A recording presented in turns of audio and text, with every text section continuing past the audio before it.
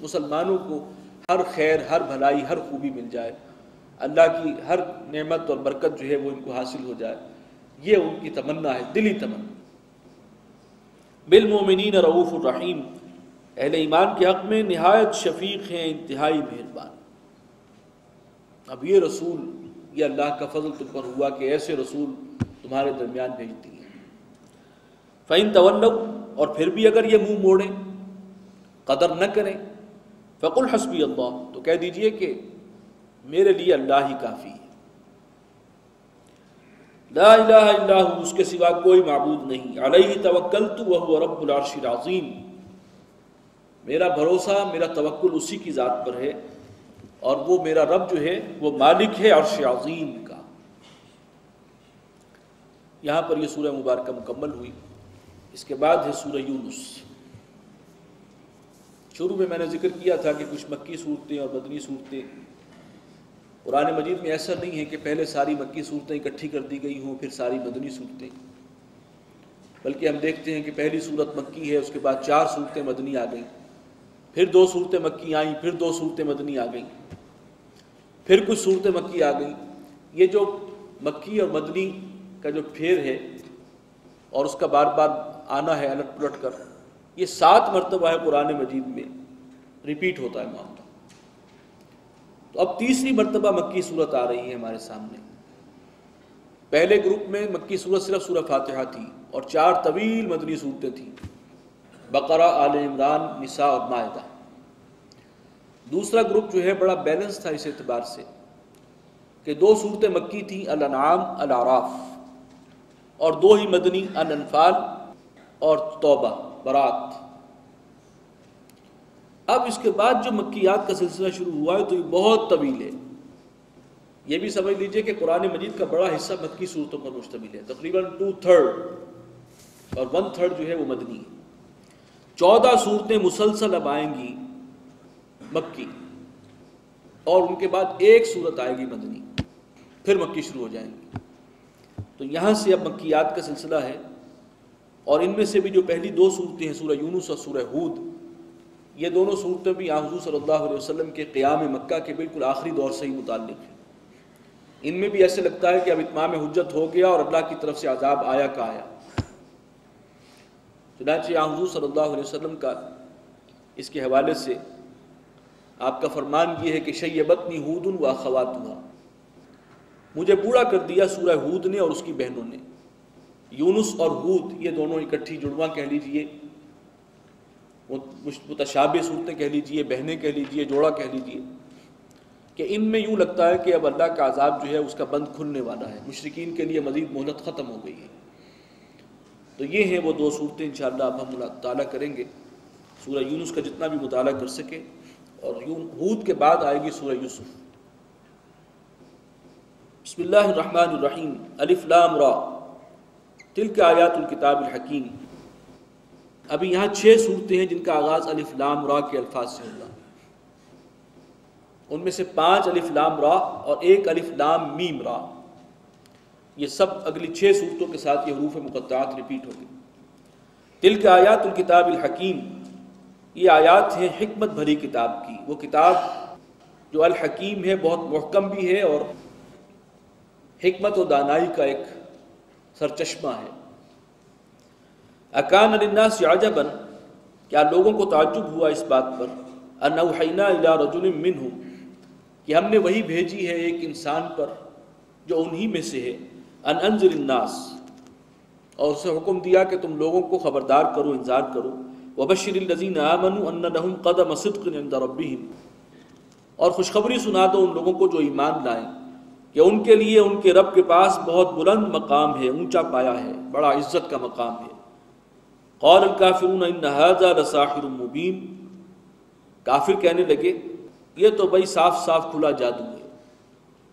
اس کلام کو بھی جادو کا کلام قرار دے دیا کہ اس میں تاثیر تو ہے لیکن بس وہی ہے جیسے جادو کی ہوتی ہے، ماننا تو تھا نہیں، لہذا کچھ نہ کچھ اعتراض کرنا تھا۔ ان ربکم اللہ الذی خلق السماوات والارض فی 6 ایام، بے شک تمہارا رب وہ ہے جس نے پیدا کیا آسمانوں اور زمین کو 6 دنوں میں، ثم استوى علی العرش، اور پھر متمکن ہوا عرش حکومت پر. یدبر الامر، وہ تدبیر کرتا ہے تمام معاملات کی. پورا انتظام اس کون و مکان کا اس کے ہاتھ میں ہے، وہ تدبیر فرما رہا ہے. ما من شفیع الا من بعد اذنہ، کوئی سفارش نہیں کر سکتا مگر اس کی اجازت کے بعد، اس کے اذن کے بعد. یہ تقریباً وہی بات ہے جو آیت الکرسی میں ہے، من ذا الذی یشفع عندہ الا باذنہ، کون ہے جو اس کے دربار میں شفاعت کر سکے مگر اس کی اجازت سے. ذالکم اللہ ربکم، یہ ہے اللہ تمہارا رب. فاعبدوہ، بس اسی کی بندگی کرو.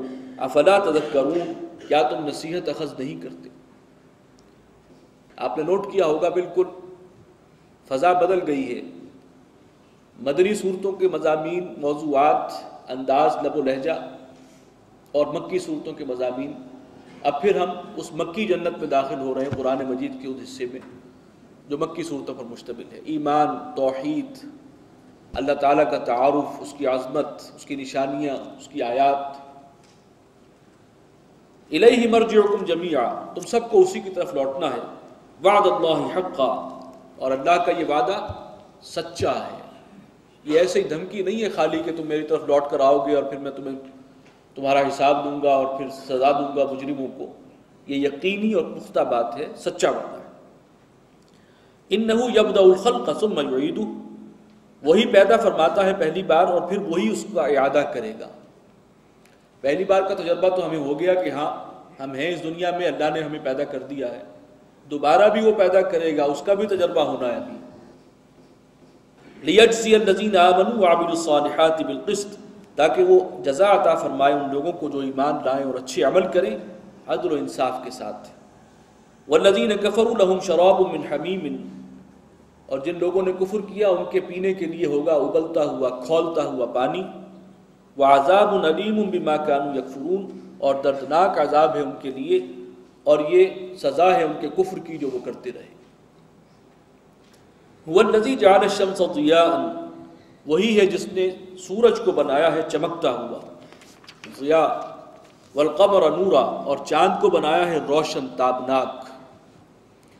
ضیاء وہ اس روشنی کو کہتے ہیں جو کسی شے کے جلنے سے ہوتی ہے، جس کے اندر عمل احتراق ہو، جلنے کا عمل ہو، اس کے نتیجے میں روشنی ہو. اور نور عام طور پہ ٹھنڈی روشنی کے لیے آتا ہے. تو سورج کو ضیاء بنایا ہے اور چاند کو نور بنایا. وقدرہ منازل، اور اسی نے مقرر کر دی ہیں ان کی منزلیں. لتعلموا عدد السنین والحساب، تاکہ تم سالوں کا شمار اور حساب معلوم کر سکو. یہ سارا حساب جو ہے وقت کا، ایک دن کا تعین سورج سے ہے اور مہینے کا تعین چاند سے ہے، موسموں کا تعلق ہے وہ بھی سورج کی گردش سے. یہ سارا معاملہ جو ہے وہ چل رہا ہے.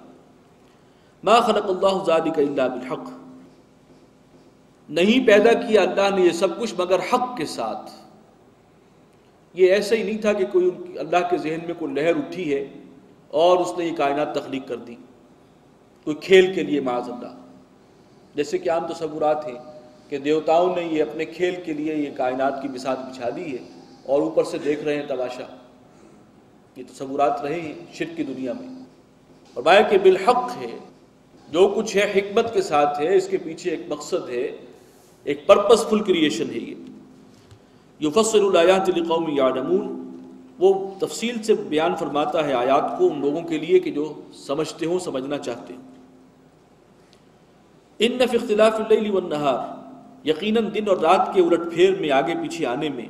وما خلق اللہ فی السماوات والارض، اور جو کچھ پیدا کیا اللہ نے آسمانوں اور زمین میں. لآیات لقوم یتقون، ان میں نشانیاں ہیں کہ ان لوگوں کے لیے فائدہ کون اٹھائیں گے جو اللہ کا تقوی رکھتے ہیں، ڈرنے والے ہیں اللہ سے. ان الذین لا یرجون لقاءنا، یقیناً وہ لوگ کہ جو ہم سے ملاقات کی امید نہیں رکھتے، یعنی آخرت کے منکر ہیں. ورضوا بالحیات الدنیا، اور وہ اسی دنیا کی زندگی پر راضی ہو گئے ہیں، اسی پر قناعت کر لی ہے انہوں نے. واطمأنوا بہا، اسی پر مطمئن ہو گئے ہیں. یہ اصل میں وہی لوگ ہیں جن کے لیے ان کی ترجمانی اس مصرے میں ہوئی ہے کہ بابر بیش کو